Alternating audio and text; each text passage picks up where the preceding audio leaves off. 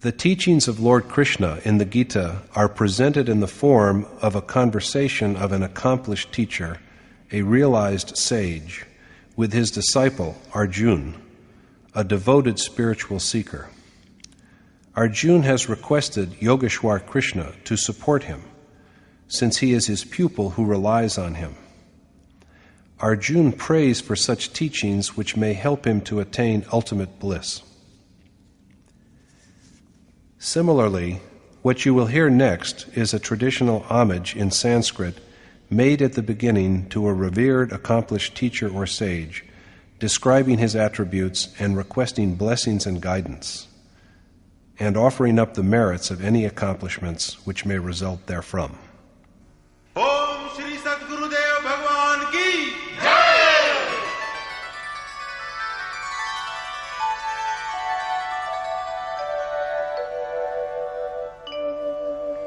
Jaya Sadguru Devam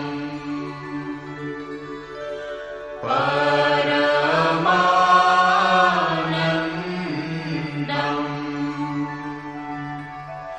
Amara Shariram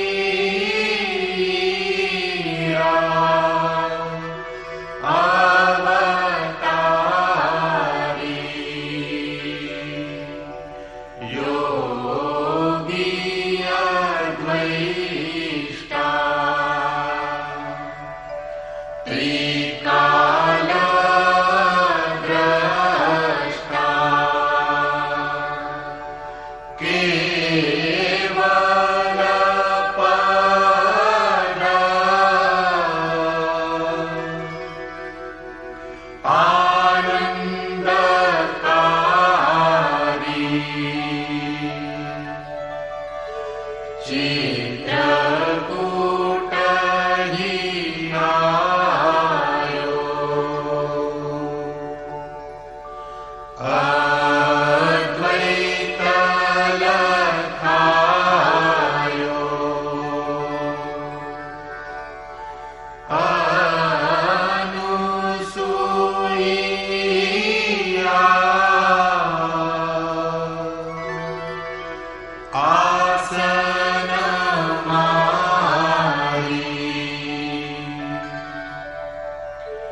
Shri Paramahansa Swami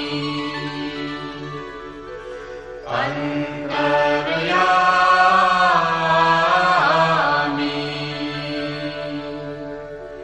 Hai Varanami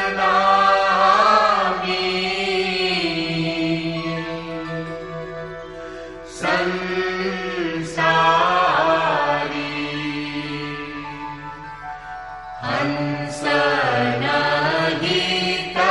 Hansanahitari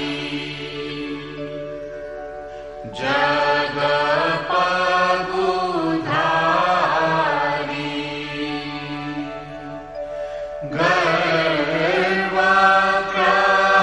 Garvagrahari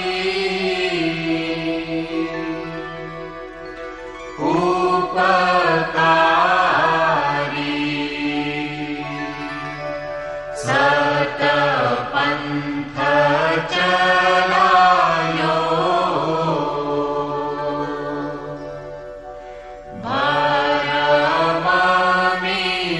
Bharamamitayo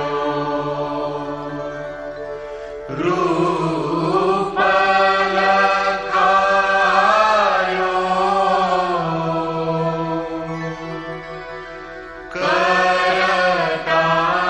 Karatari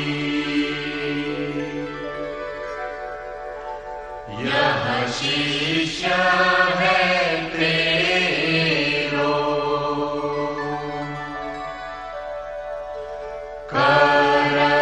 करतनी हो रो मोह पर हेरो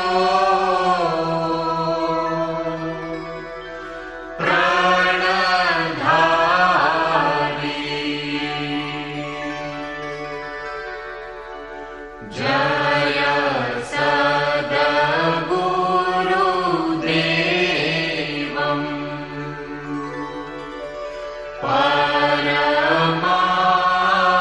परमानन्दम्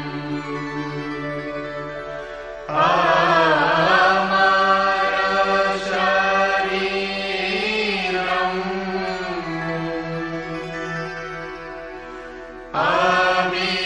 अविकारी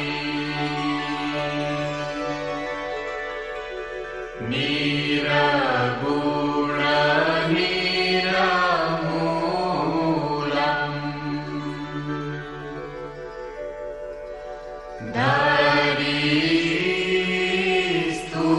धरीस्थूलम्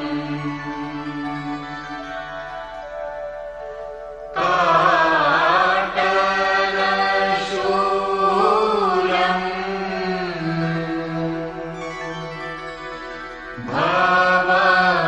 भवभारी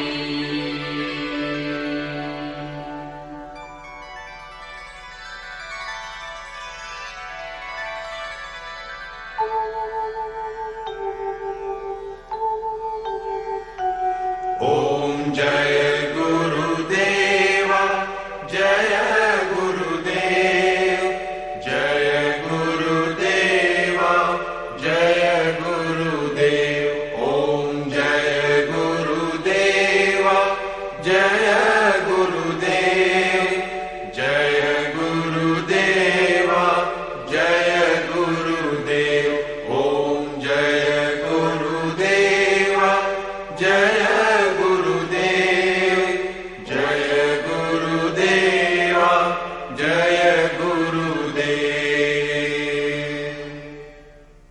Dear sisters and brothers in the divine, those great sages in India, thousands of years ago, who contributed in compiling sacred scripture and holy books like the Vedas, and in creating deathless literature like the Bhagavad and the Mahabharata, all acknowledged the Srimad Bhagwat Geeta, the celestial song containing the teachings of Lord Krishna to his disciple Arjuna, as unique among all such eminent creations, in the depth and breadth of its spiritual insight and practical instructions for the spiritual path, as well as in the unparalleled beauty and clarity of its poetic expression. There are several different ways of worshiping God, which are established in the names of different religions, holding contrasting views on such matters. However, the ultimate and essential goal of any true spiritual tradition has always remained the same: the quest for God, the ultimate reality. The process of reaching towards this objective is the spiritual path. The question, however, arises that if God is the ultimate reality, and is the only one ultimate reality, then why are there so many sects and cults? To answer this question, we offer this noble creation, the Yatharth Gita, in the form of audio cassettes. The divinely inspired Gita, as taught by Lord Krishna, simplifies the concept of Dharma, spirituality, and purposefully guides one on the spiritual path in a structured and complete manner. The core teachings of all the paths subsequently revealed by other sages of the world are each enfolded in the essential teachings of the Gita. It has been implied in the Mahabharata that when the Pandav and the Kaurav armies stood facing each other on the battlefield, all the demons manifested as the Kauravas, while the gods manifested themselves as the Pandavas. In this way, the great Rishi Vyas, the accomplished sage through whom the Gita was revealed, implied that all characters in the great epic were either righteous or devilish human impulses within us, and that all these external characters and situations were only symbolic of man's deepest inner reality. From the beginning, it has been observed that every human being carries within himself both these tendencies, godlike and demon-like. When a human being elevates spiritually in quest of God and towards self-realization, the demoniacal tendencies also raise their ugly head in the form of wrath, anger, infatuation, hatred, and so on. The overcoming of these ugly tendencies and obstacles is the real war depicted in the Gita, the internal war conducted within the sphere of the human heart by the sincere seeker, to liberate himself or herself from worldly bondage and attain spiritual victory and everlasting peace. Arjuna held the opinion at the beginning of the Gita that to have the desired results in life, one has to perform important customary rites of his time, abide by family tradition and creeds, avoid the mixing of castes or races, and avoid participating in the violence which would eliminate the families and his kinsmen by refusing to fight in the war altogether. Lord Krishna had to enlighten him on various aspects of life and what was really at stake in the battle underneath its appearance, so that all his doubts were allayed throughout the 18 chapters of the Gita. At the end, Krishna asked Arjuna, "Is your delusion born out of ignorance dispelled?"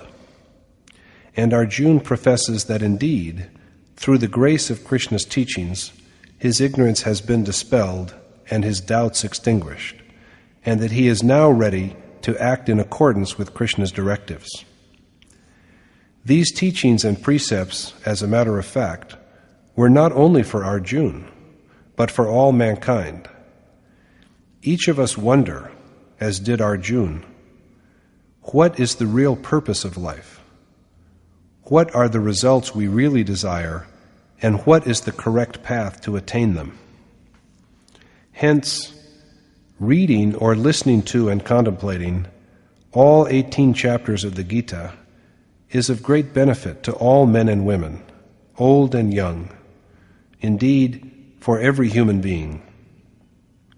The Gita is not only a work of the world's great literature, it is a holy book or scripture relevant to people everywhere and for all times. Therefore, such reading or listening to the Gita will awaken the presence of the divine, deep within each one of us, and set worthy values in the minds of children. However, one has to actually tread the path shown by the Gita if one wants to obtain these insights into its knowledge of the great mystery that is existence. These cassettes have been designed to help in that endeavor, and to thereby bring you to infinite joy, eternal peace, prosperity, and the clearing away of all sadness, doubts, and fears, including the great and terrible fear of death. It is indeed a matter of our good fortune and blessings that even after 5,000 years, the teaching of Lord Krishna is available for each of us to apply in our lives. Listen to these cassettes whenever you wish to open your heart and set your mind free of all age-old conventions, and allow it to come on the path of self-realization, the merging into the Supreme Spirit.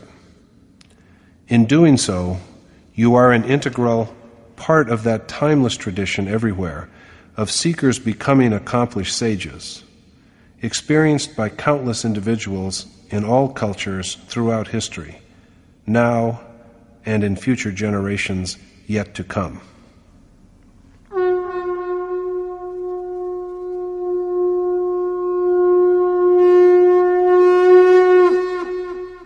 Om Shri Paramatmane Namaha.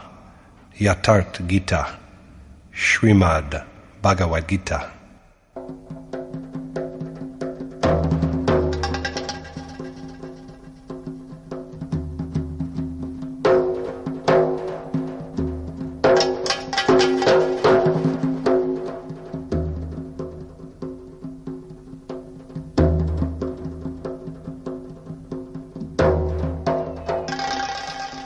Chapter 1.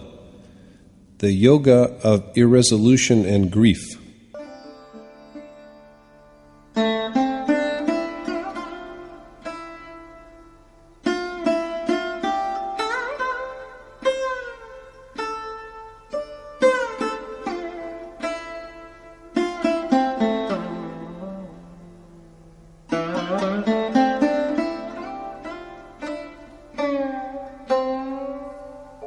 धर्मक्षेत्रे कुरुक्षेत्रे समवेता युयुत्सवः मामकाः पाण्डवाश्चैव किमकुर्वत Sanjaya.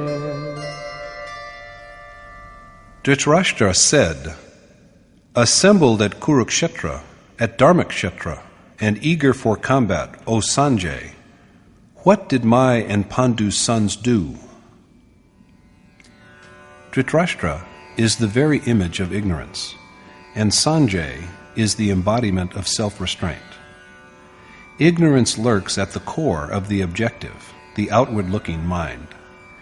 With his mind enveloped in darkness, Dhritarashtra is blind since birth, but he sees and hears through Sanjay, the epitome of self-control.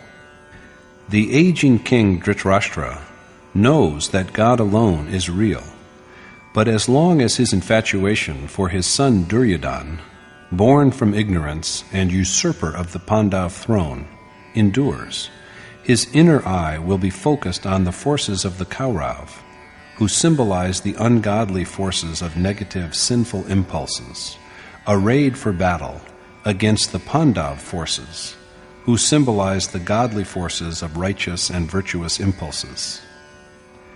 Dharma is a field for combat. When there is abundance of divinity in the realm of the heart, the body is transmuted into a Dharmakshetra, or field of Dharma, but it degenerates into a Kurukshetra when it is infested with demoniacal powers. Kuru means do. The word is an imperative. As Krishna has said, driven by the three properties born out of Prakriti, or nature, man is compelled to act. Without action, he cannot even live for a moment. These properties, virtue, ignorance, and passion, or sattva, rajas, and tamas, compel him to act. Even in sleep, action does not cease, for it is the necessary sustenance for the body. The three properties bind men from the level of gods to that of the lowest creatures, such as worms. So long as the material world and its properties are, Kuru must be. Therefore, the sphere of birth and death, of that which is evolved from a previous source or prakriti, nature, is Kurukshetra, whereas the sphere of righteous impulses which guide the self to God, the highest spiritual reality, is Dharmakshetra. Archaeologists are engaged in research in Punjab, Kashi, and Prayag to locate Kurukshetra. But the poet of the Gita has himself suggested, through Krishna, where the war of his sacred poem, the Mahabharata, was fought. This body is itself, O Arjuna, a battlefield, and one who conquers it grows spiritually dexterous by perceiving its essence. Krishna then elaborates the structure of this, quote, battlefield, or sphere of action, as constituted of 10 perceptors, the objective and the subjective mind, ego, 5 elements, and the 3 properties. The body itself is a field, a ring, or an arena.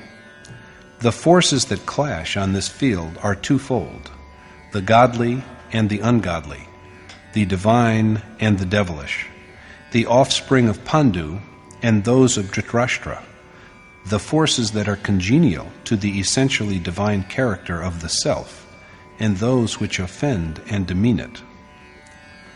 The clue to the mystery of the conflict between the opposed impulses begins to be seen when one turns for enlightenment to an exalted or realized sage who has enriched himself with worship and meditation. This field belongs to one who realizes its essence, and the war fought on it is the only real war. History is crowded with wars of the world, but the victors in these wars have but sought in vain for a permanent conquest. These wars were nothing beyond acts of retribution. True victory lies in subduing matter and in perceiving, as well as becoming one with, the Supreme Spirit that transcends it. This is the only conquest in which there is no prospect of defeat. This is true salvation, after which there are no fetters of birth and death. The mind lying in the abyss of ignorance perceives through one who has mastered the mind and the senses, and thus knows what has transpired on the battlefield, where fighters include even those who have known its reality. Vision is ever in proportion to mastery of the mind and the senses.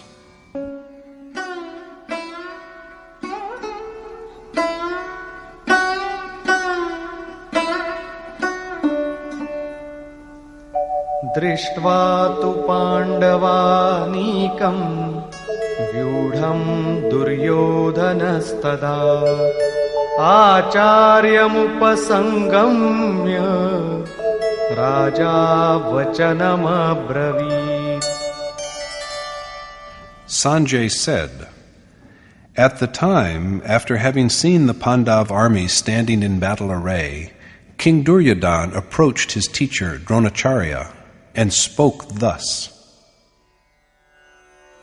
Dual conduct itself is represented by the figure of Dronacharya, the great warrior and teacher of both the Kaurav and the Pandav. When the awareness dawns that we are alienated from God, there arises in the heart an acute hunger for the attainment of that exalted spirit. Only then do we set out to seek an accomplished teacher. Between the two opposite impulses, this awareness of our alienation and ignorance is the first initiator into wisdom, although the teacher of ultimate excellence will be Yogeshwar Krishna himself, an adept in yoga. King Duryodhana, an embodiment of excessive attachment to worldly objects, goes to his teacher. Attachment is at the root of all griefs, indeed their sovereign. It tempts one away from the spiritual treasure, and so it is named Duryodhana. Only the soul property is the stable property, and it is attachment which generates impurity in it. It draws one to the material world, but it also provides the primary motive for enlightenment. Inquisitiveness is possible only as long as there is attachment, or else only the impeccable spirit remains. So, after having seen the Pandav army arrayed, that is, after having glimpsed the righteous impulses that are in tune with the self, Duryodhana, a victim of attachment, goes to his teacher Dronacharya and says,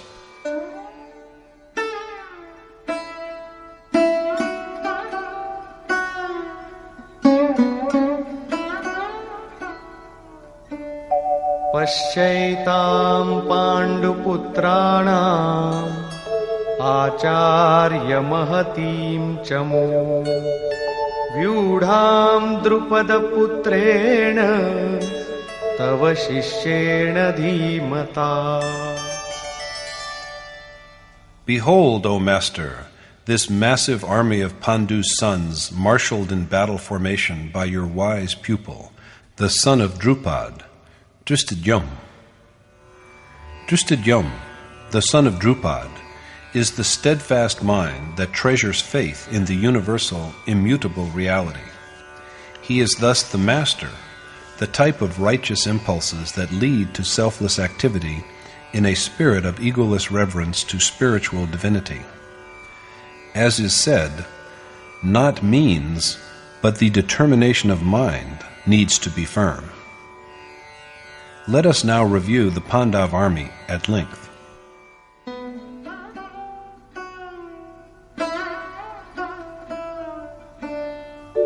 Atra shura maheshvasa Bhimarjuna samayudhi Yuyudhano viratascha Drupadascha maharatha. Here in the army are many valiant archers, Yuyudhan, Virat, and the great martial commander Drupad, who are a worthy match for the brave Arjun and Bhim.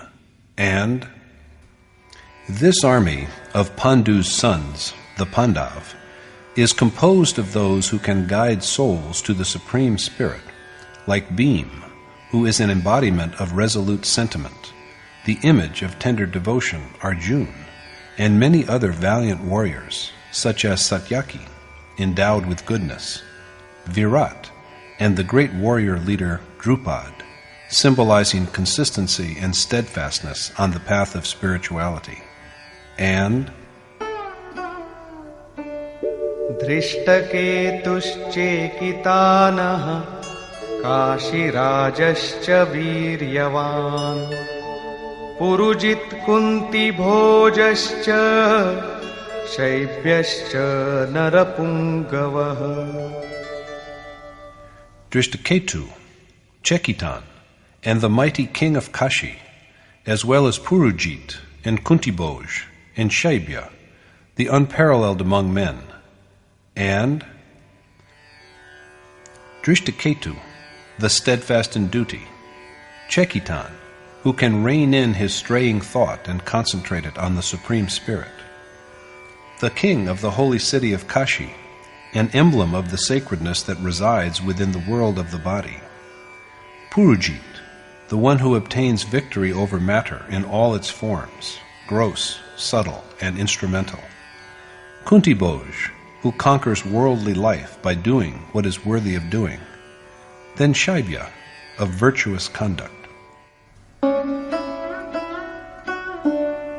Yudhamanyuscha vikrantaha Uttamaujaschcha viryavan Saubhadro Draupadeyascha Sarva eva maharathaha. The valorous Yudmanyu, the mighty Utmauj, Sobhadra, and Draupadi's 5 sons, all great warriors. The heroic Yudmanyu of warlike temper, Utmauj with the spirit of abandon that flows from sacred excellence, Abhimanyu, Sobhadra, the son of Arjun and Subhadra, with a mind without fear because it is propped up by righteousness, and the 5 sons of Draupadi, who herself is a form of discernment of the divine. All are great warriors, named tenderness, beauty, compassion, spiritual repose, and consistency. All of them are noted for their ability to traverse the path of spiritual fulfillment with perfect skill. Duryodhana thus enumerates to his teacher about a score of names from the side of the Pandav, which represent some vital principles of divine excellence. Although the monarch of impulses that are alien to the essentially spiritual character of the self, it is attachment that first motivates us to strive for the realization of the treasure of divinity. As for his own side, Duryodhana dwells on it but briefly. Had it been an actual external war, he would have given an elaborate account of his army. But only a few perversions are cited, for they have to be conquered, and they are destructible. There are mentioned only about 6 of these, at the heart of all of which there yet dwells an unworldly propensity.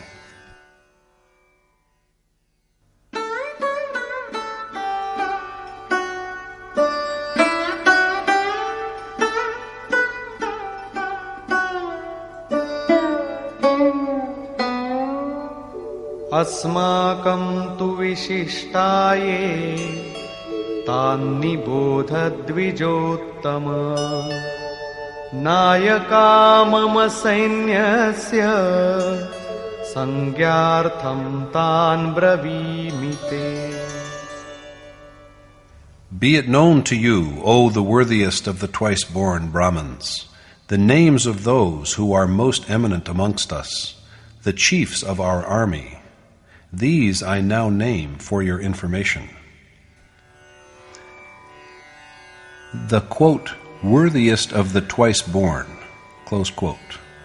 That is how Duryodhana addresses his teacher Dronacharya before he introduces to him the chiefs of his army. The worthiest of the twice-born would hardly be an appropriate term of address for a commander-in-chief if the war were a physical external war. In fact, the Gita dwells upon the conflict between contradictory innate impulses, upon the dual conduct which is Dronacharya. The world of matter exists, and there is duality if we are even in the least isolated from God. However, the urge also for overcoming this duality of object-spirit is also derived first from the teacher Dronacharya. It is imperfect knowledge that induces the hunger for enlightenment. It is now time to have a look at the leaders of the impulses which are hostile to the essentially sacred character of the self.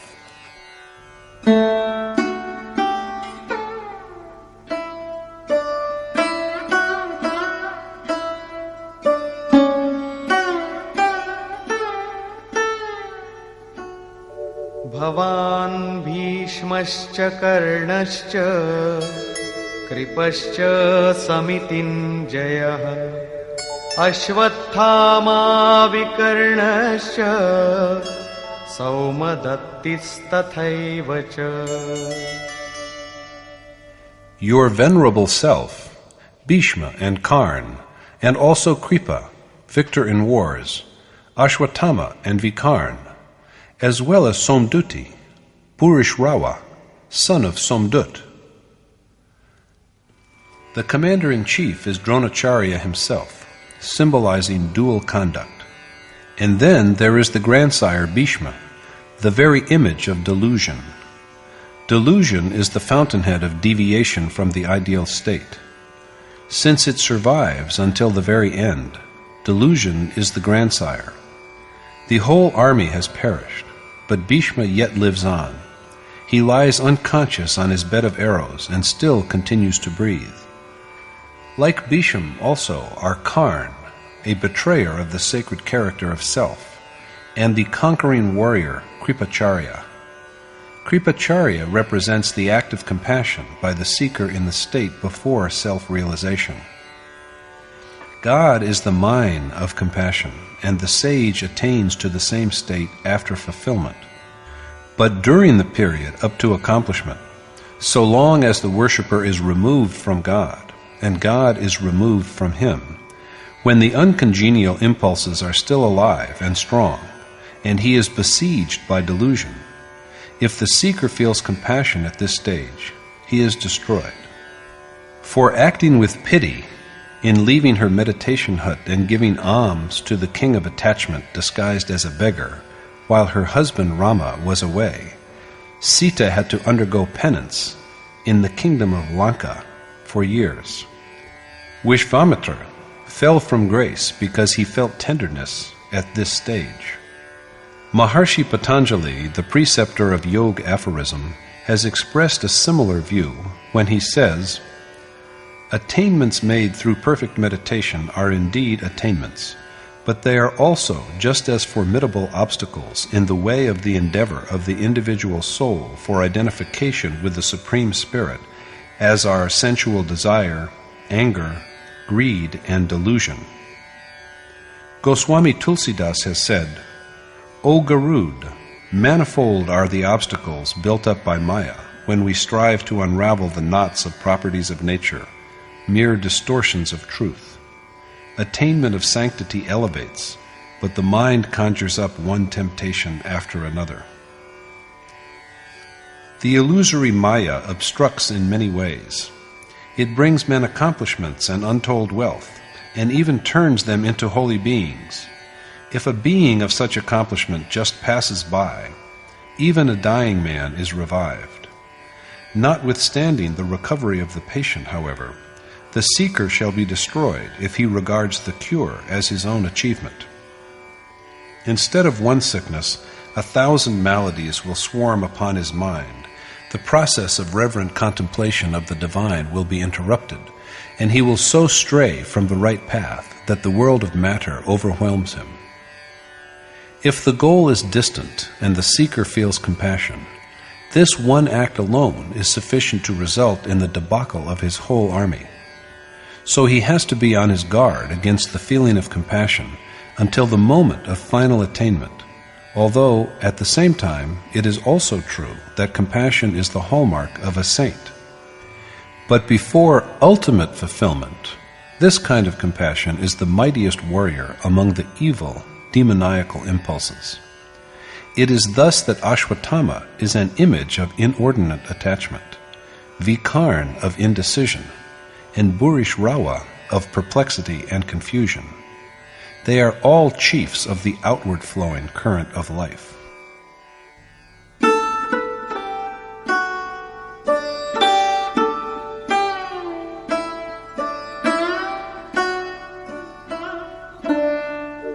अन्ये च बहवः शूराः मदर्थे त्यक्तजीविताः नानाशस्त्रप्रहरणाः सर्वे युद्धविशारदाः.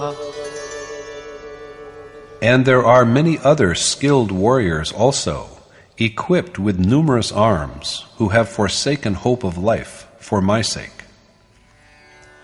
And many other valiant warriors are resolved, Duryodhana intimates to Dronacharya, to fight for his sake, even at the cost of their life.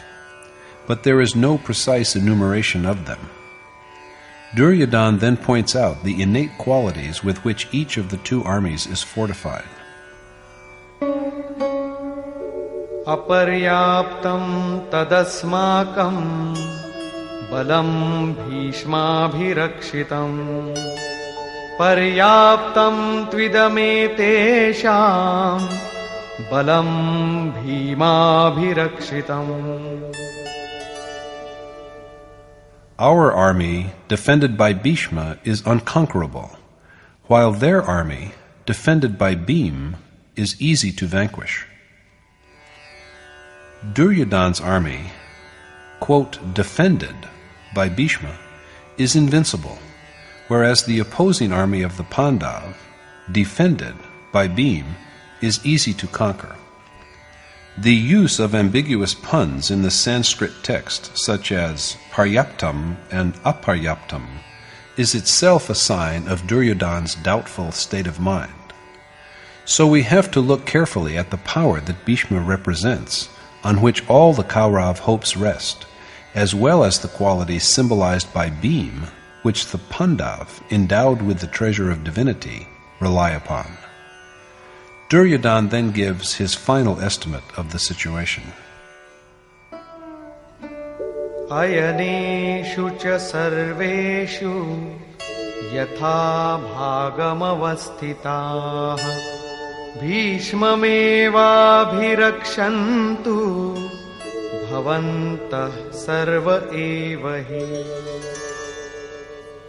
So, while keeping to your respective stations in the several divisions, all of you should doubtlessly protect Bhishma alone on all sides.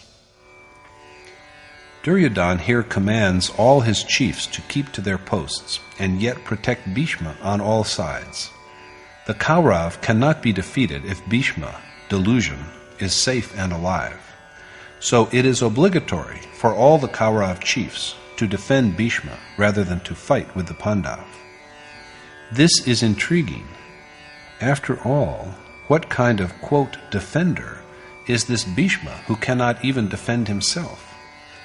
What complicates the matter even more is that the Kaurav are also wholly dependent upon him. So they have to devise all possible measures of defense for him. This is certainly no physical warrior. Bhishma is delusion itself. So long as delusion is alive, unrighteous impulses cannot be vanquished. The word invincible here means difficult to vanquish rather than impossible to vanquish. As Goswami Tulsidas has said, the most difficult to conquer is the hostile world of matter, and the one who subdues it is indeed heroic. If delusion ceases, ignorance also ceases to exist, and the residues of negative feelings, such as excessive attachment, hasten to a quick demise. Bhishma is blessed with death by wish. So the death of desire and death of delusion are one and the same. This idea has been so lucidly expressed by Sant Kabir as follows. Since desire is the maker of birth and illusion, and it is desire that creates the material world, he who abandons desire is the one who cannot be conquered. That which is free from delusion is eternal and unmanifest. Desire is illusion and the progenitor of the world. In Kabir's view, as he puts it, the self which achieves freedom from desire is united with the fathomless, eternal, boundless reality. One who is free from desire dwells within the self and never falls from grace, for he has his being in the Supreme Spirit. At the beginning, there are numerous desires, but eventually there remains only a longing for the realization of God. The fulfillment, too, of this wish also marks the end of desire. Had there been something higher, greater, or more precious than God, one would surely have craved for it.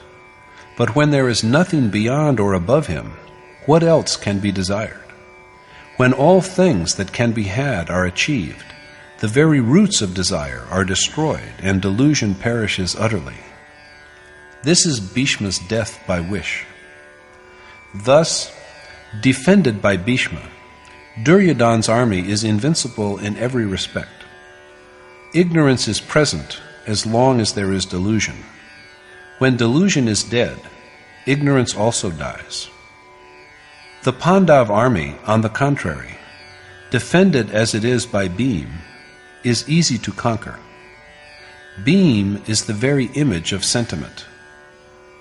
God dwells in feeling. Krishna has described it as devotion. It lays hold on even God. The sentiment of devotion is a pious impulse of flawless perfection. It is a protector of righteousness.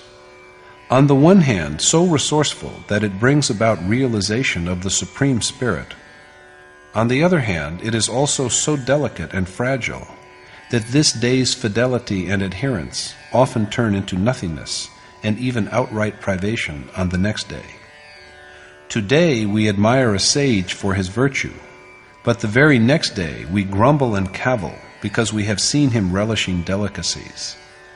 Devotion is shaken by suspicion of even the slightest flaw in the loved one.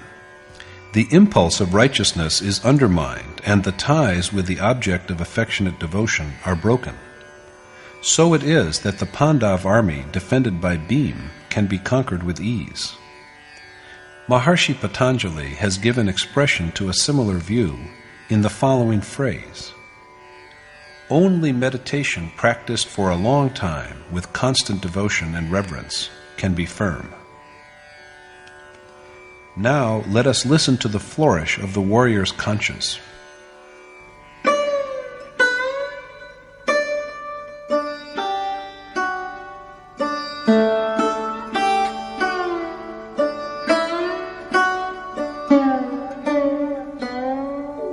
Tasya sanjanayan harsham kuru vriddhah pitamahah simhanadam vinadyochaihi shankham dadhmau pratapavan. To Duryodhana's delight then, his mighty grandsire and the eldest of the Kaurav, Bhishma, blew his conch to blare forth a lion-like roar. Conches are blown after the Kaurav have taken stock of their strength. The trumpeting of conches is a declaration of the intention of each of the chiefs of what he can offer after conquest. The mighty grandsire Bhishma, the eldest of the Kaurav, blows his conch to produce a lion-like roar which gladdens Duryodhana's heart. The lion represents the terrible tooth and claw aspect of nature. Our hair stands on end and our hearts beat violently when we hear the roar of a lion in a still, solitary forest, even though we are miles away from the beast. Fear is a property of nature, not of God. Bhishma is the very image of delusion. If delusion prevails, it will enwrap the material world's forest of fear which we inhabit in yet another shroud of fear, to make the existing dread even more frightening. Delusion cannot offer anything else except this.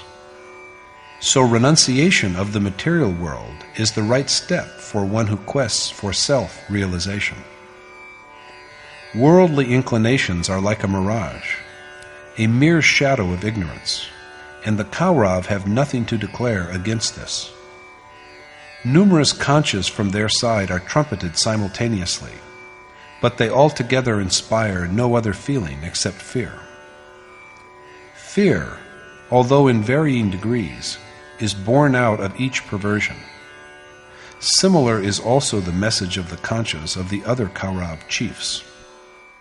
Tatah shankhascha bhairyascha panavanaka gomukha sahasaivaabhya hanyanta sashabdastu mulo bhavat. Then there abruptly arose a tumult of conches and kettle drums, tabors, drums, and cow horns. After Bhishma's blowing of his conch, numerous other conches, drums, and trumpets are sounded together, and they make an awesome noise. The Kaurav have no message other than that of fear.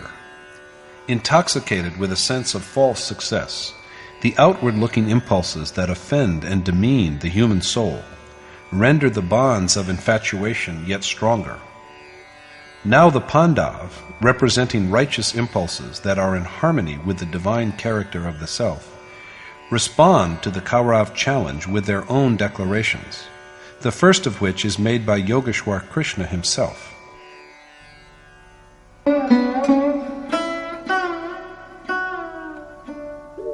Tatah shvetair yukte mahati syandane sthitau madhava pandavaschaiva दिव्यौ शङ्खौ प्रदध्मतु. Then too, Madhav, Krishna, and Pandu's son, Arjun, seated in the magnificent chariot to which white steeds were yoked, blew their celestial conchas. After the Kaurav, Krishna and Arjun, riding in their magnificent sacred chariot, drawn by flawlessly white horses — white here symbolizes purity — also blow their celestial conchas. The word celestial here means beyond the material world. Yogeshwar Krishna's transcendental message is a promise to render unto souls the most auspicious, unworldly existence that is beyond the worlds of both mortals and gods, and verily the whole universe, Brahmalok, which are all afflicted with the fear of birth and death. The chariot under his charge is not made of gold and silver and wood. Everything about him is celestial, the chariot, the conch, and therefore also his message. Beyond these worlds there is only the one unique and indescribable God. Krishna's message is of establishing a direct contact with this supreme being. But how will he effect this state?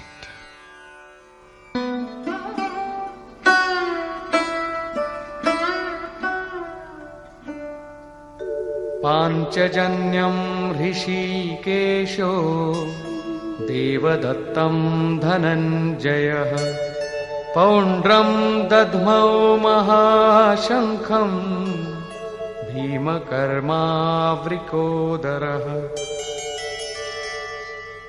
While Rishikesh, Krishna, blew his conch, Panchjanya, and Dhananjay, Arjun, the conch named Devdut, the Vrikodar, Bhim, of awesome deeds, blew the great conch, Poundra.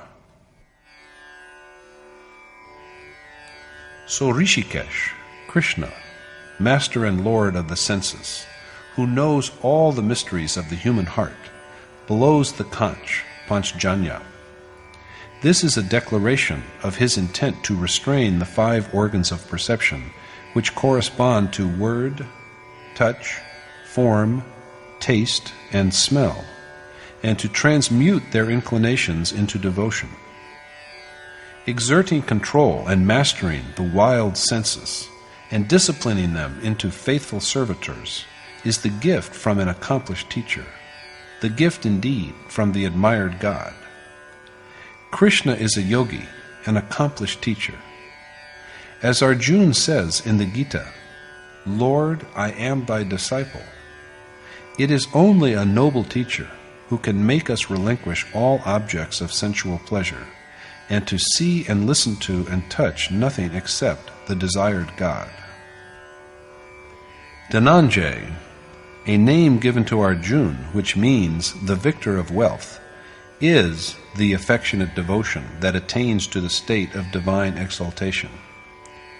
This devotion is a feeling of tenderness for the desired object, which includes within itself all the experiences of devotees, even pangs of separation and occasional disenchantment and tears. There should be nothing for a devotee except the longed-for God. If the devotion to him is perfect, it embraces the virtues that provide access to the Supreme Spirit. Dhananjay is another name of this faculty. One kind of wealth is the external riches which are needed for physical sustenance, but that has nothing to do with the self. The really lasting wealth of man, which he can truly call his own, is realization of his self, the God within. In the Upanishad Brihadaranyaka, Yajnavalkya teaches the same to his wife Maitreya when she asks him, "My Lord, if this whole earth belonged to me with all its riches, should I through its possession attain immortality?" The sage replies, "No, your life would be like that of the wealthy. None can possibly hope to be immortal through wealth." Bhim, the warrior of awesome deeds and one of Arjun's 4 brothers, blows his great conch, Ponder, which denotes sentiment. The heart is the spring as well as the habitat of feeling. This is why Bhim is called Vrikodar, the large-hearted. You are attached to a child, but that attachment belongs essentially to your heart. It only manifests itself in the child. Sentiment is fathomless and mighty, and this sentiment is Bhim's great conch that is now blown. The affection that he represents is embodied in sentiment. That is why Bhim blows the conch named Pandra. However, although sentiment is mighty, it can be so only through the medium of love. Goswami Tulsidas admits that he has known the omnipresence of God only through its manifestation in love.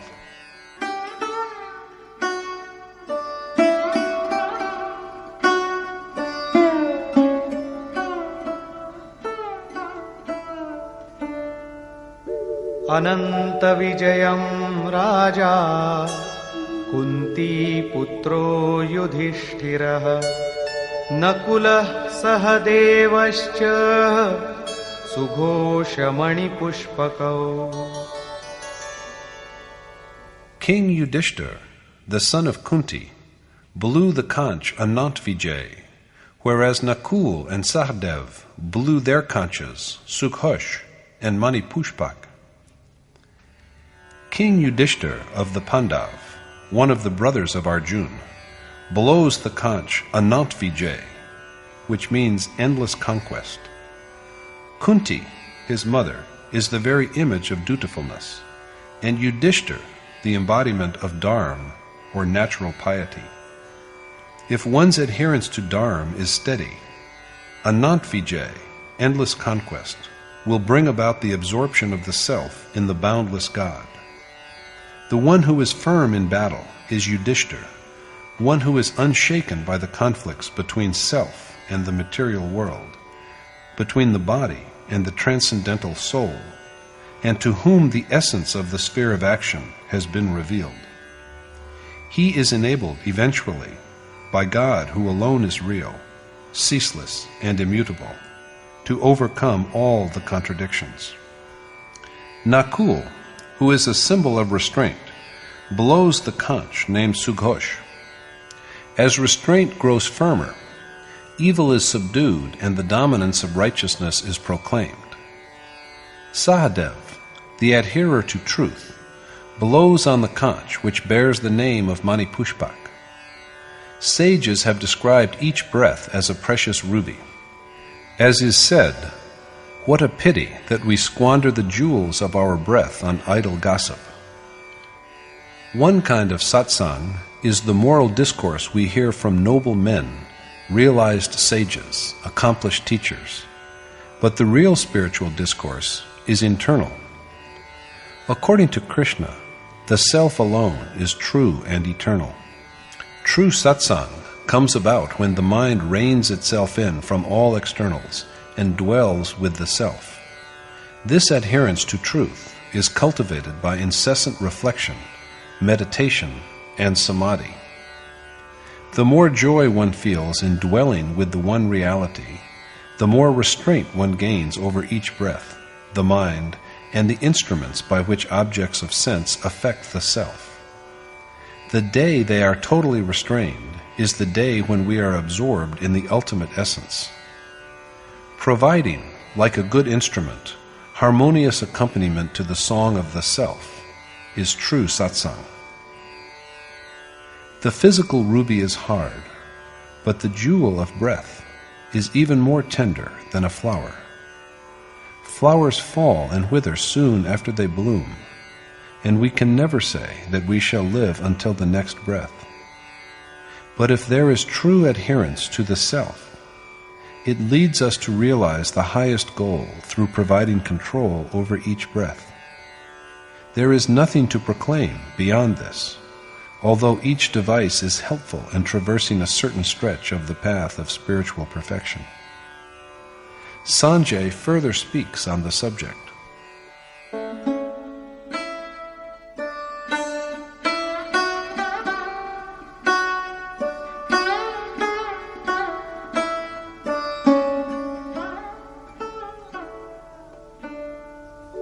काश्यश्च परमेश्वासः Shikhandi च महारथः धृष्टद्युम्नो विराटश्च सात्यकिश्चापराजितः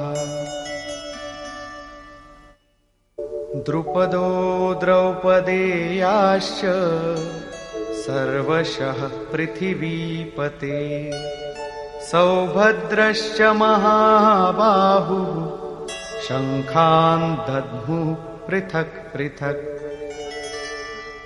The king of Kashi, a great bowman, Shikhandi, who dwells in the Supreme Spirit, the unvanquished Drishtadyumna, Virat and Satyaki, Drupad and the sons of Draupadi, and Subhadra's son of powerful arms, Abhimanyu, all blew, O Lord of the earth, their own conchas.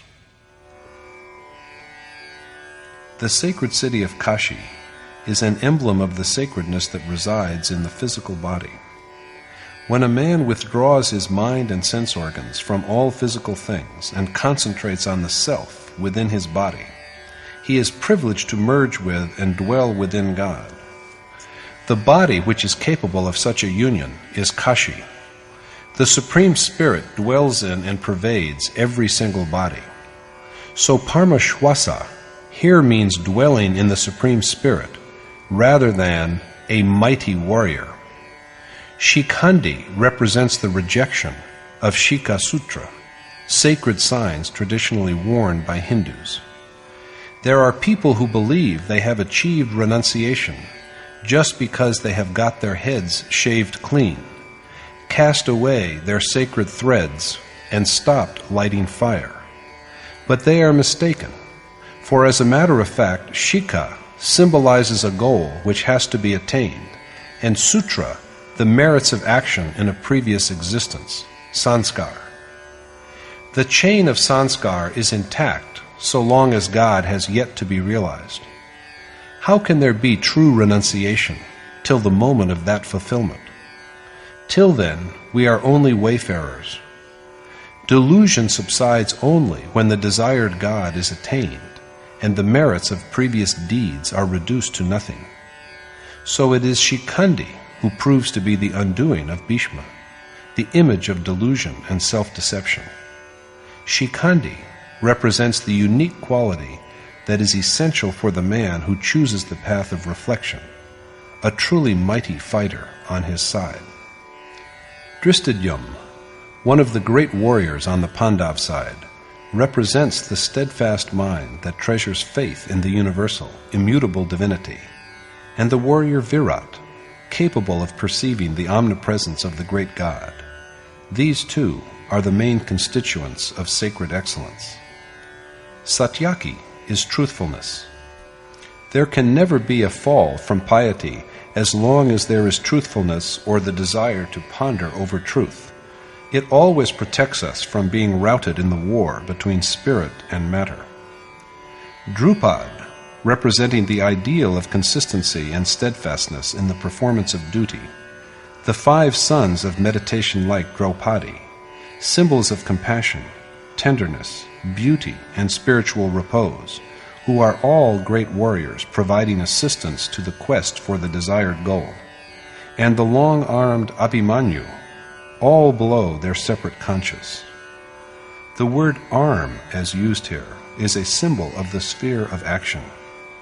When the mind is freed from fear, its reach is immensely enlarged. So Sanjay once again addresses the blind king Dhritarashtra and acquaints him with how the chiefs of the Pandav army have made their proclamations with their conchas. Each one of them is a prerequisite of the skill of traversing a certain length of the way to spiritual liberation. Their observance is necessary, and that is why they are enumerated in detail. However, there is, after these preliminary stages, that stretch of the path which is beyond the perceiving mind and intellect. This is the length along which one is enabled to travel only by the blessedness of the great God's awakening within the self. He stands up from the self as vision and is self-evident.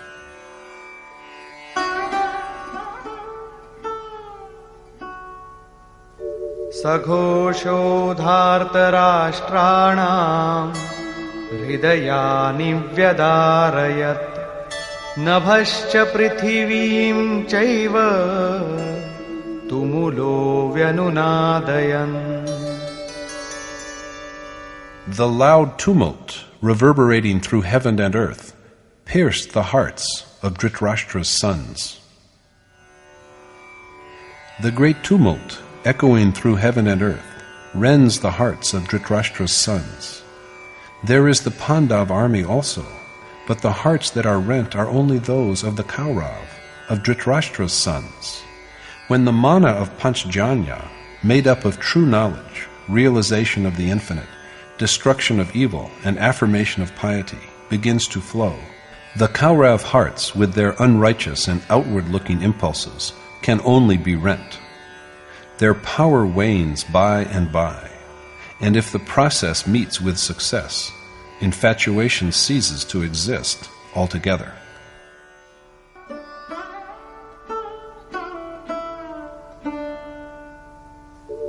अथ व्यवस्थितान् दृष्ट्वा धार्तराष्ट्रान् कपिध्वजः प्रवृत्ते शस्त्रसम्पाते धनुरुद्यम्य पाण्डवः.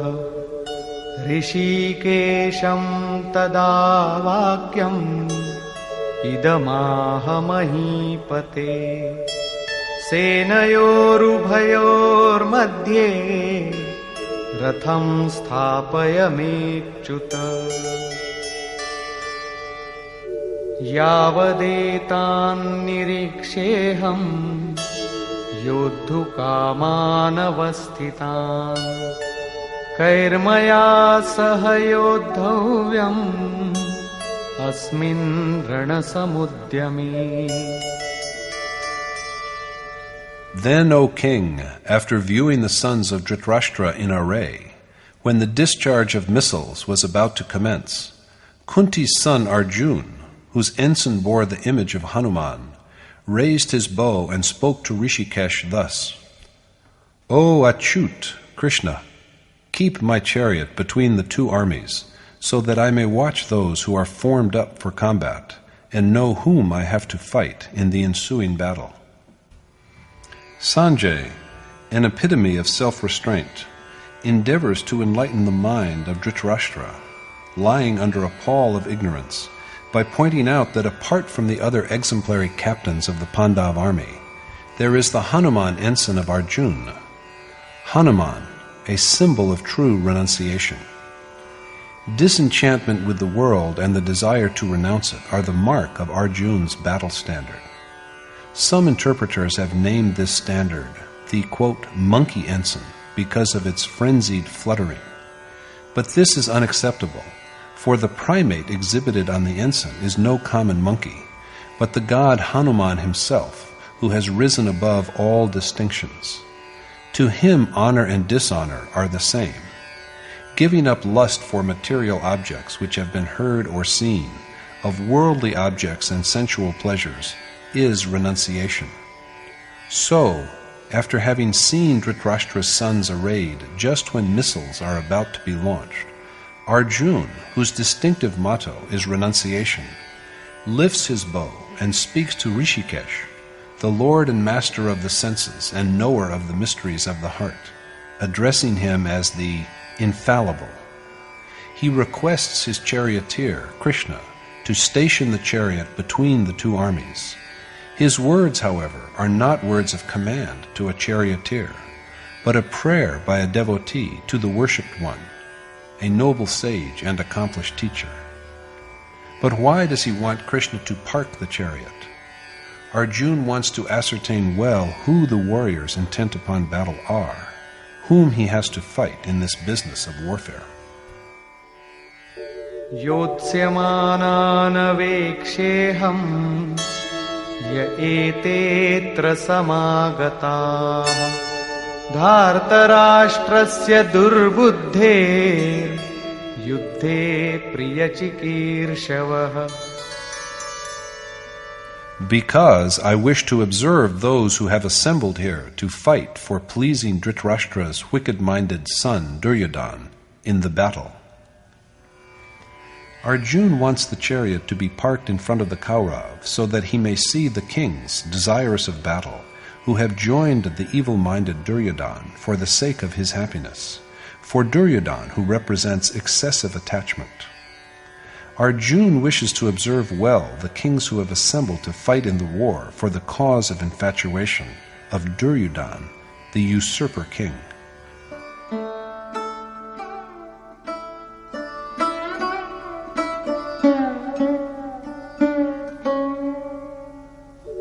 एवमुक्तो ऋषिकेशो गुडाकेशेन भारत सेनयोरुभयोर्मध्ये स्थापयित्वा रथोत्तमम् भीष्मद्रोणप्रमुखतः सर्वेषां च महीक्षिताम् उवाच Partha पश्यैताम् समवेतान् कुरुनिति.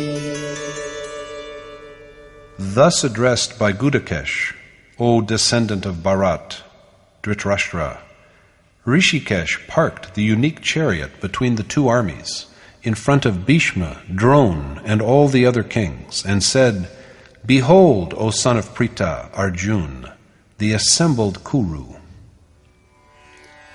Sanjay thus informs Dhritarashtra how on being requested by Arjuna, who has mastered sleep, Krishna, who knows all that is to know of the mind and heart, parks the chariot of unexcelled beauty in the midst of all the kings who have staked out claims on the earth, which is the body in macrocosm, and asks Parth Arjuna to behold the assembled Kaurav. The, quote, excellent chariot in question is made of neither gold nor silver, nor of any material substance. Excellence is defined in this world in terms of its agreeableness or disagreeableness to the mortal body. But such a view is misleading, for that alone is excellence which is always one with the real, the self, and which has no unrighteousness or impurity about it.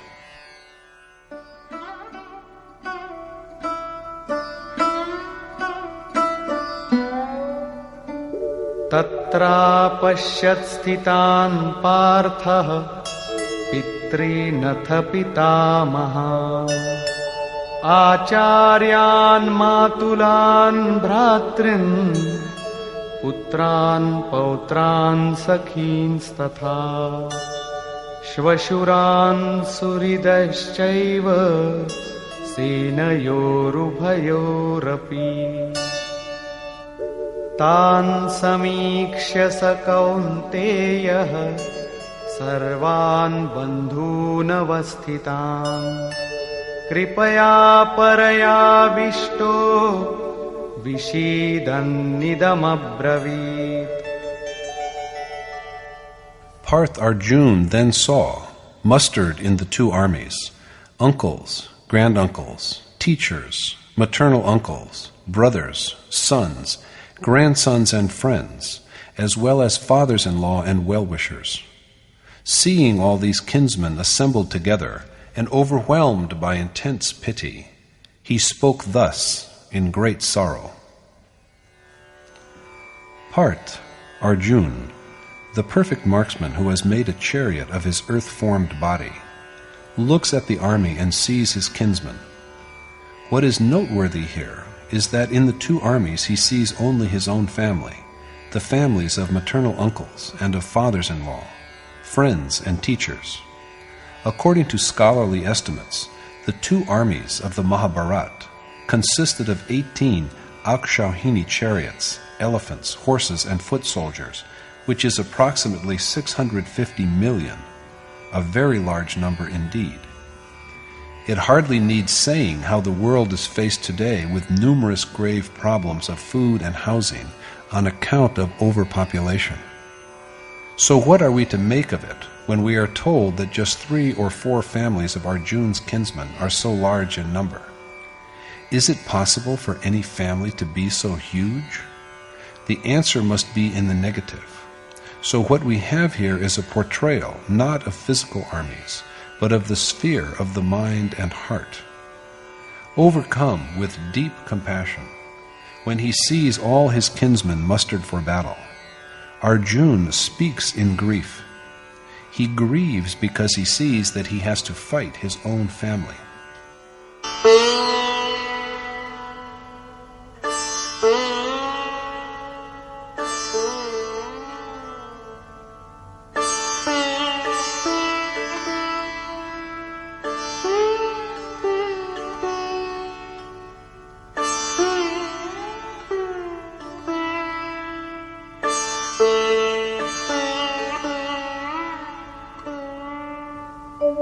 दृष्ट्वेमं स्वजनं कृष्ण युयुत्सुं समुपस्थितं सीदन्ति मम गात्राणि मुखं च परिशुष्यति वेपथुश्च शरीरे मे रोमहर्षश्च जायते गाण्डीवं स्रंसते हस्तात् त्वक्चैव परिदह्यते न च शक्नोम्यवस्थातुं भ्रमतीव च मे मनः.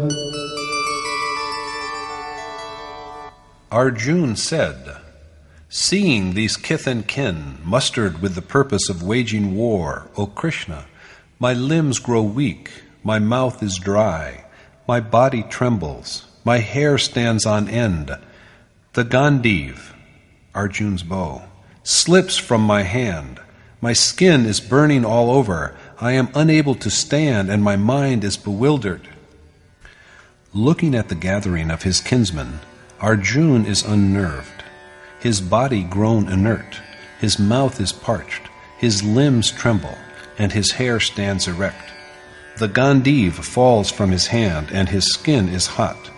He is sorely distressed by the prospect of a war in which his own kinsmen face him. He is confused. He bewails that he cannot even stand properly and look ahead.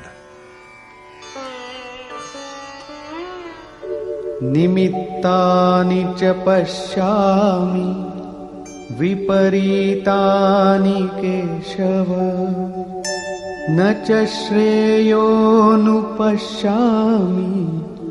हत्वा स्वजनमाहवे.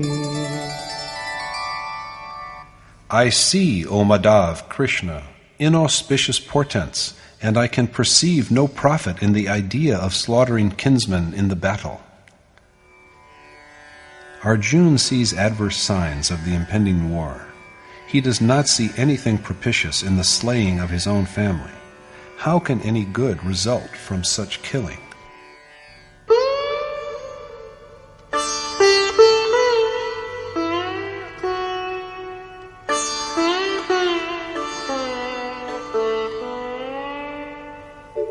न काङ्क्षे विजयं कृष्ण न च राज्यं सुखानि च किन्नो राज्येन गोविन्द किं भोगैर्जीवितेन वा. I aspire, O Krishna, after neither victory nor a realm and its pleasures, for of what avail is sovereignty to us, O Govind, Krishna, or enjoyment, or even life itself? Arjuna's whole family is on the brink of war, so he does not wish for either victory or the kingdom that this victory may bring him, or even the pleasures of that kingdom. Of what use will be a kingdom or enjoyment or life to him? He then states the reasons for his reluctance to fight in the war.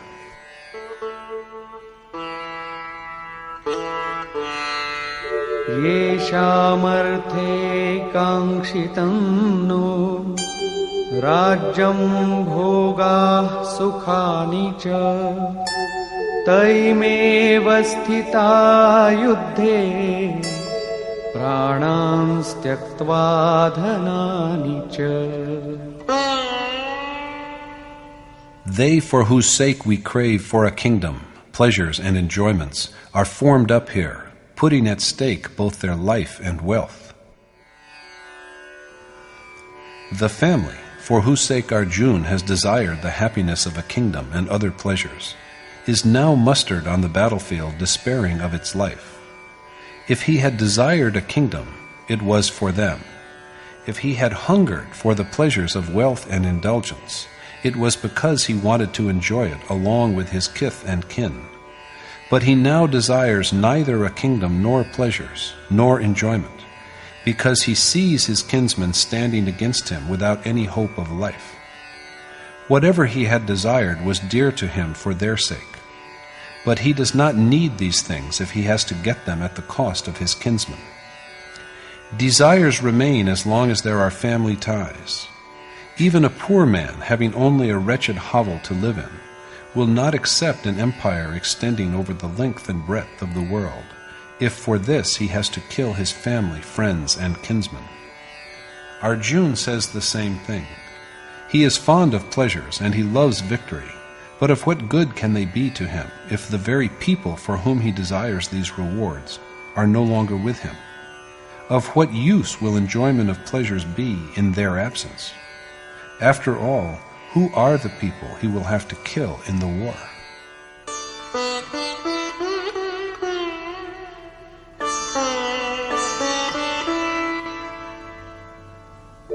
आचार्याः पितरः पुत्राः तथैव च पितामहाः मातुलाः श्वशुराः पौत्राः शालाः सम्बन्धिनस्तथा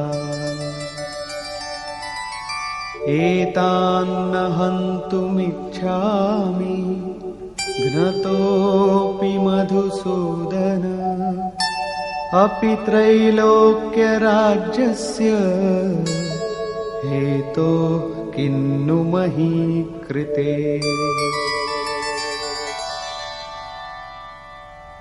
Teachers, uncles, nephews, as well as granduncles, maternal uncles, fathers-in-law, grandnephews, brothers-in-law, and other kinsmen.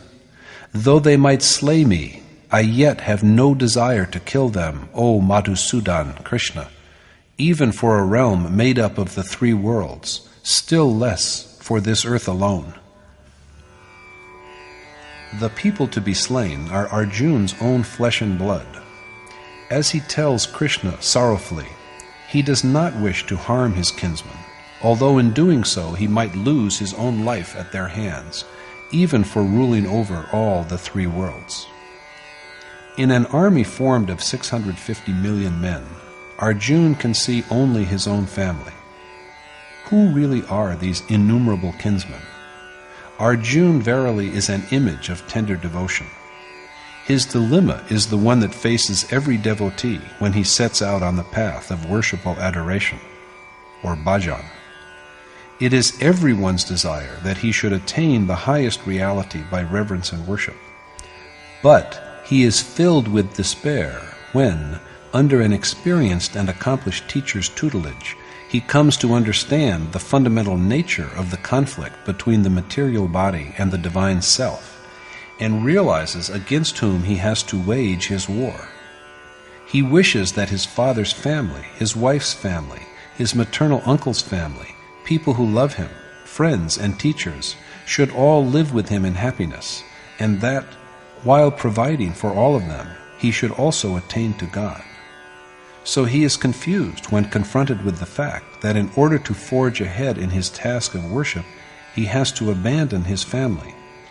Because of his attachment, the prospect of severing the bonds of kinship confuses and unnerves him. My noble teacher, the revered Paramahans Paramandaji, used to say, "To be a sadhu is the same as to die." Even if the universe has beings whom he regards as living, there is no one whom the sadhu can regard as belonging to his own family. As long as there is such a one, the feeling of attachment remains. As for this weakness, the one who is striving to realize his self, is a winner only when he rejects and destroys his attachment, as well as all the other associated feelings. What is this world but an extension of the ties of attachment? What is there in it for us in the absence of these bonds? The world as we know it is only an extension of the mind. Yogeshwar Krishna has portrayed the same extension of the mind as the world. The man who has withstood and subdued its power has conquered the whole universe. Krishna tells Arjuna in the 19th verse of chapter 5, "The whole cosmos is overcome, even in this world, by those whose minds repose in equality." Such a state of calm, of mental equipoise and equanimity, is made possible by the complete annihilation of ego. This frees the mind from its self-centered subservience to the material world. After ego has ceased to exist, only the self remains in a pure state. So this is the way to attainment of salvation and final beatitude, Brahmavasta, which transcends the transitory life of nature. It is thus that those who have realized this state are not subject to the limitations of the material world. It is not that only Arjuna is confused. Affectionate attachment resides in every heart, and everyone with such a feeling is in a state of confusion. Kith and kin are always in the foreground of a person's consciousness. At the beginning, a person believes that his sacred adoration will be helpful in his endeavor to make his kinsmen happy. A person looks forward to enjoying his acquisitions along with them.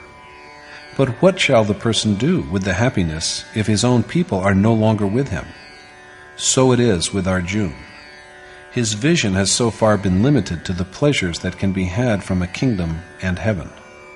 He has till now envisioned the ultimate happiness in terms of heaven and a realm composed of the three worlds. If there is any reality beyond this, Arjuna yet has no inkling of it.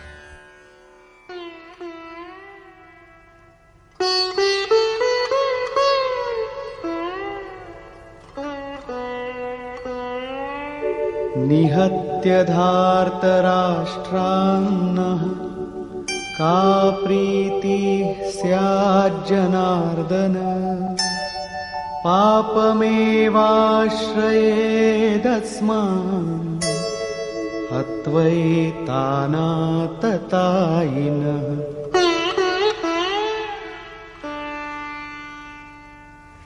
What happiness can we have, O Janardhan Krishna, from slaying these sons of Dhritarashtra? Only sin will fall to our lot if we kill even these wicked men.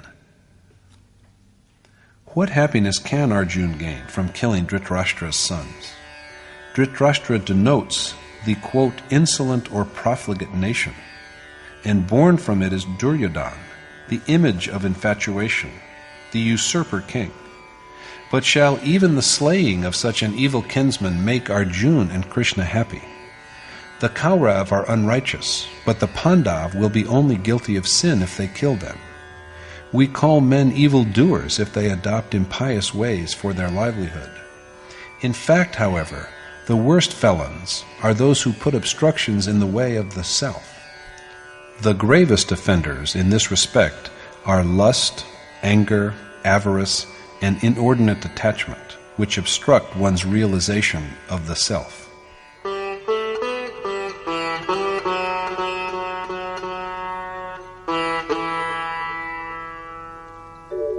तस्मान्नार्हा वयं हन्तुं धार्तराष्ट्रान् स्वबान्धवान् स्वजनं हि कथं हत्वा सुखिनः स्याम Madhav. So it is not for us to kill Dhritarashtra's sons, for how indeed can we be happy, O Madhav Krishna, if we slaughter our own kinsmen? Is it not surprising that the Kaurav are at this moment seen as kith and kin?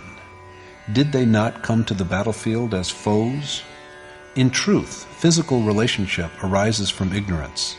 He is my maternal uncle. Here is my wife's family. This is the community of my own people. What are all these but ignorance? We have people who are affectionate to us, and we have our family, and we have our world, but all these we have only as long as there is attachment. All such ties are demolished when there is no attachment. That is why even sworn enemies now appear to Arjuna as kinsmen. He asks Krishna how they can be happy by killing their kinsmen. Without ignorance and attachment, the idea of family cannot exist. Paradoxically, however, it is this ignorance that also provides the initial urge for knowledge. Some great men, like Bhartrihari and Tulsidas, were driven to renunciation by their spouses, whereas there are examples of many others who have gone the same way because of their disillusionment with the conduct of a stepmother.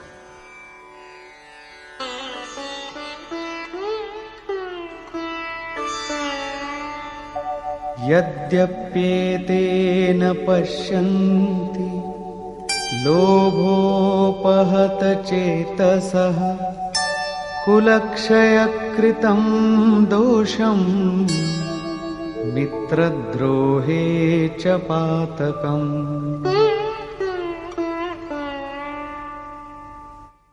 कथं न ज्ञेयमस्माभिः पापादस्मान्निवर्तितुम् कुलक्षयकृतं दोषं प्रपश्यद्भिर्जनार्दन.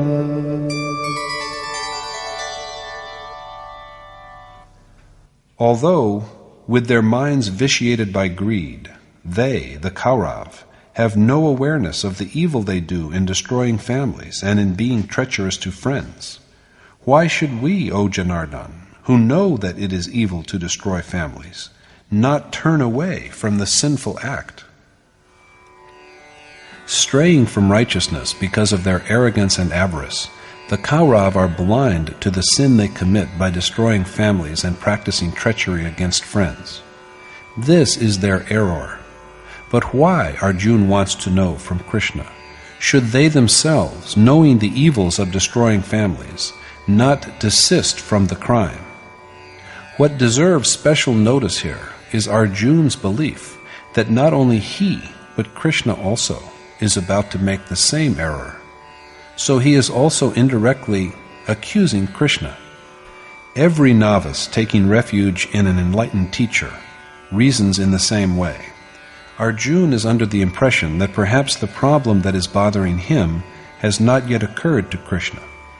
All the same, they are both reasonable men, and it is required of them to think of the evil consequences of destroying a family. कुलक्षये प्रणश्यन्ति कुलधर्माः सनातनाः धर्मे नष्टे कुलं कृत्स्नम् अधर्मोऽभिभवत्युत. In case of the destruction of a family, its eternal sacred traditions are lost, and impiety afflicts the whole family with the loss of its values. Until now, Arjuna has viewed family traditions as the eternal truth, the Sanatan Dharma, and he also believes that with the loss of these traditions, families are laden with sin. अधर्माभिभवात् Krishna प्रदुष्यन्ति कुलस्त्रियः स्त्रीषु दुष्टासु वार्ष्णेय जायते वर्णसंकरः. When sin prevails, O Krishna, women of the family stray from virtue, and when they are unchaste, O descendant of the Vrishnis, Varshneya, Krishna, there is generated an unholy mixture of classes, Varnasankar. When unrighteous ways dominate a family, its women lose their chastity, and there arises an intermingling of different classes of incompatible cultures and ways of living. According to Arjuna, this sinful intermingling occurs when women lose their virtue. But Krishna contradicts this by saying, I am fully contented in the self, and there is nothing more precious which is beyond my reach. Yet I continue to practice meditation and renunciation, and urge others to the same. But these are only means and not the goal. And when the goal is achieved, who cares for the means? So if the achiever, such as I, neglects the means, his followers of an inferior merit will emulate him, and they too will give up the required means. Confused and misled from the path of self-realization, they then perish. Lacking in true achievement, they only swagger emptily as if they were perfect. This imitation creates a chaos.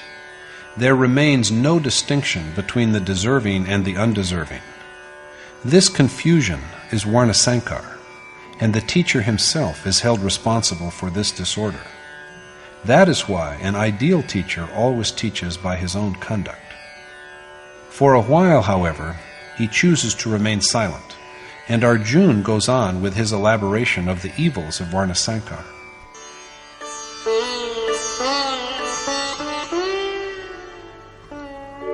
Sankaro narakaiva Kulagnanam kulasya cha patanti pitaro yesham lupta pindodaka kriyaha. The unholy intermingling of classes condemns the destroyer of the family as well as the family itself to hell, for their ancestors, deprived of the offerings of obsequial cakes of rice and water libations, fall from their heavenly abode. It is a quality of Varnasankar to dispatch families and their destroyers to hell. Divested of obsequial gifts of rice cakes, their forefathers also lose their heavenly home. The present is destroyed, the ancestors of the past fall, and the posterity to come will also descend to hell. Not only this, but in Arjuna's view,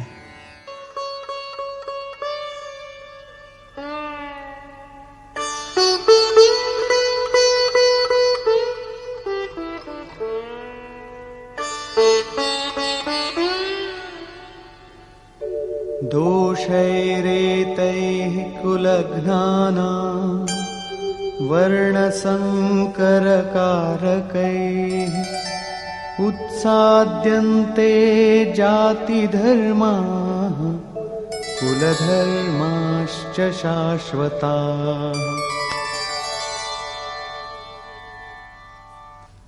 the sin committed by destroyers of families, which causes an intermingling of classes, puts an end to the timeless dharma of both caste and family. According to Arjuna, the evils of Varnasankar destroy the traditions of both families and their destroyers. He holds the view that family traditions are changeless and eternal. But Krishna refutes this later by asserting that self alone is the changeless and eternal Sanatan Dharma, that immutable, eternal, divine principle that animates all things and beings and which enables them to realize themselves. Before a man has realized the essence of this eternal Sanatan Dharma, he gives credence to some tradition or the other.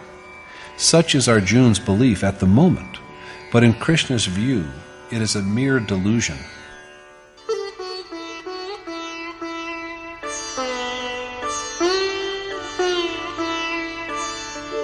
Utsanna kula dharmana manushyanam janardana narake niyatam vaso bhavati tyanushruma. We have heard, O Janardhan Krishna, that hell is indeed the miserable habitat, for an infinite time, of men the traditions of whose families have been destroyed. Men whose family traditions are destroyed have to dwell in hell endlessly. What is significant, though, is that Arjuna has only heard so. As he believes, with the destruction of a family, not only its traditions, but also its own changeless everlasting Dharma is destroyed. He thus equates traditions with the eternal Sanatan Dharma. It is well known, he says, how a man has to suffer in hell for the loss of his Dharma. But he has only heard so, not seen, but only heard of it. Aho bata mahat papam kartum vyavasita vayam yadrajya sukhalobhena hantum svajanamudyata. Tempted by the pleasures of temporal power, alas, what a heinous crime have we resolved to commit by killing our own kith and kin. How regrettable that although possessed of wisdom, they are yet determined to commit a grave sin by being intent upon killing their own family because of greed of regal power and its pleasures. At this point, Arjuna regards his knowledge as in no way less than that of Krishna. All seekers, as it has already been said, feel this way at the outset. According to Mahatma Buddha, so long as a man has only partial knowledge, he regards himself as a repository of great wisdom. But as he begins to learn the second half of the knowledge he has to acquire, he regards himself as a great fool. Arjuna considers himself a wise man in the same way. He takes the liberty of persuading Krishna that it is simply not possible that their sinful act can have any propitious outcome, and also that their resolve to destroy their family is motivated by sheer greed of sovereignty and its pleasures. They are really committing a terrible error. Convinced that the error is not only his, he has a dig at Krishna when he remarks that the error is also Krishna's. And at last, he delivers his final view of the matter to Krishna.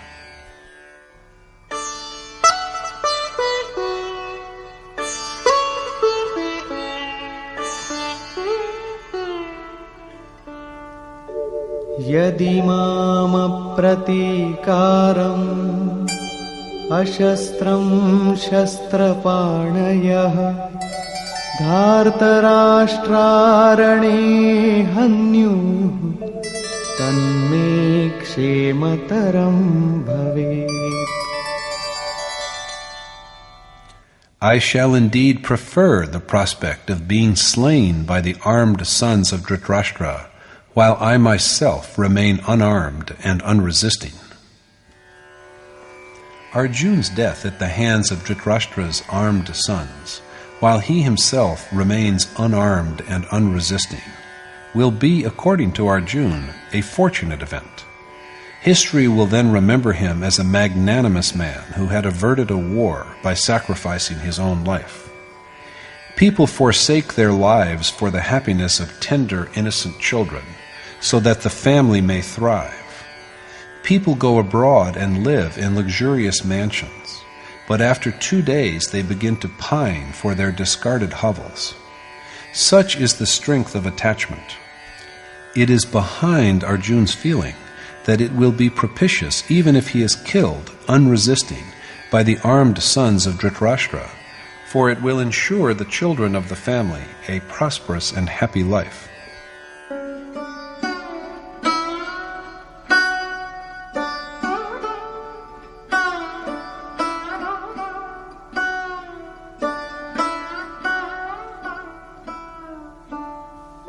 Evamuktvārjuna saṅkhye rathopastha upavishat visrijya sasharam chapam shoka samvigna manasah. Sanjay said, speaking thus and smitten by grief, in the midst of the battlefield, Arjuna put aside his bow and arrows and sat down in the chariot. In other words, Arjuna withdraws from the conflict between the physical body, the sphere of action, and the self within with his awareness of God. Conclusion. Looking at the armies on the battlefield of life, we see our own families, and they have to be destroyed. The world is but an extension of attachments. Attachment to the family proves an obstacle in the primary stage of the worshipper's devotion to the desired goal.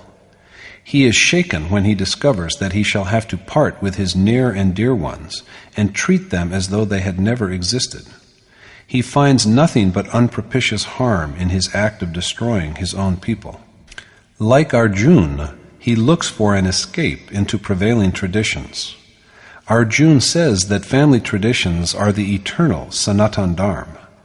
Destruction of family and caste traditions by war is thus destruction of the eternal Dharma itself.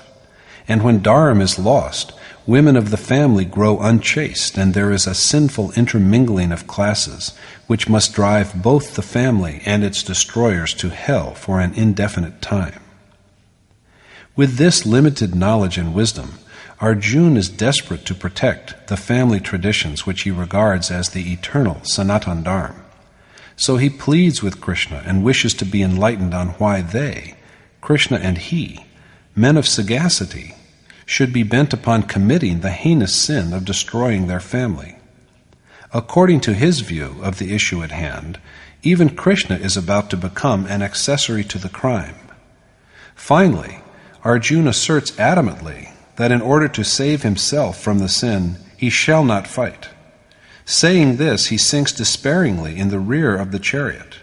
In other words, he turns his back on the precious enterprise of the perennial conflict that rages between matter and spirit, between godly and ungodly impulses, between forces that drag a man down to gross nature, and forces that elevate and finally take the soul to the Supreme God.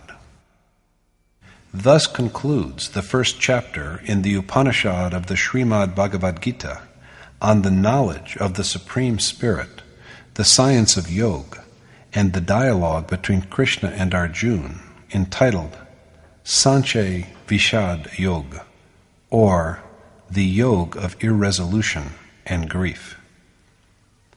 Thus concludes Swami Adgadanand's exposition of the first chapter of the Srimad Bhagavad Gita in Yatharth Gita. Hari Om Tat Sat.